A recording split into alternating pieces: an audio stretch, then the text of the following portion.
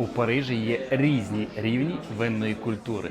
Є супермаркет, де вино – це частина вечері, є виставка, де вино – це бізнес, а є місце, де вино – це традиція. Сьогодні я в одному з таких місць – Le Grand Fil et Fils. Це історичний винний дім, який працює ще з 19 століття. І саме такі місця формують образ Парижа як винної столиці.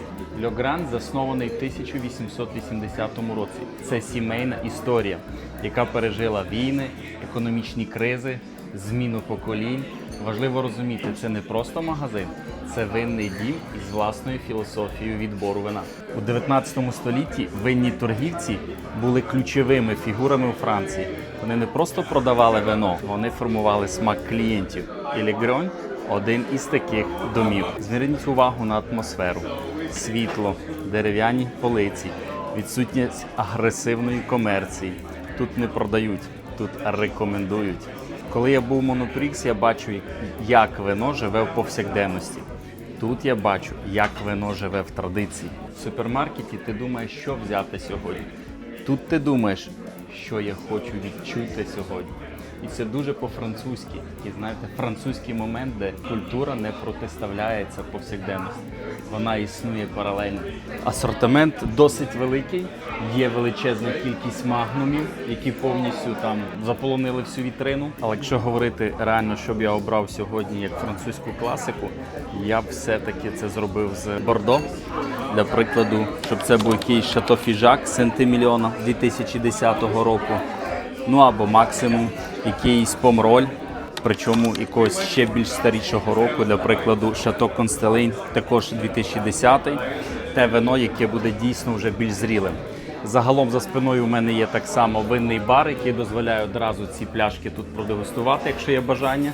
А якщо, для прикладу, я брав якесь вино номер 2, можливо, це менш очевидний регіон, але він досить популярний, звісно, це Chateauneuf-du-Pape, тому що, по-перше, тут досить гарна колекція зібрана. І один із тих, який є Бокастель, він неодноразово потрапляв в список топ-100 кращих вин планети. Тому, напевно, це була б та друга позиція. Вартість її 21-го року 100 євро. Вона в нас продається в Гудвайні, тож в якійсь мірі можна провести паралель. Ну і третій варіант, напевно, буде більш гастрономічний. Залишає, як то кажуть, багато роздумів для поєднання з столом, для поєднання з різними традиційними стравами.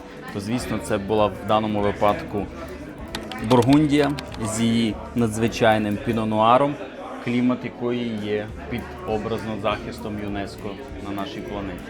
Ну і загалом, звісно, так, ціни тут вищі, ніж у супермаркеті, але тут ти платиш не тільки за рідину в пляшці, ти платиш реально за відбір, тому що вони відбирають дуже якісно свій портфоліо, ви бачите ці всі полиці. І величезна кількість підписано, є багато тих вин, які будуть відкорковані буквально через 20 років, можливо, тому що вони просто фізично чекають свій час, зберігаючись в тому числі в холодильниках від Єврокей, тобто ті, які є найкращими. Ну і загалом треба розуміти, що ти платиш більшу ціну і за відбір, і за експертизу, ну і, звісно, за консультацію. Французька культура вина – це не крайнощі, вона балансує між простотою і глибиною. Ну і Le Grand дуже добре показує, що Париж – це не тільки туристичні вітрини, це ще й місця, які працюють десятиліттями, формуючи смак поколінь. І, звісно, якби я жив, до прикладу, у Парижі, я б купував вино в супермаркеті, ну і заходив би сюди час від часу.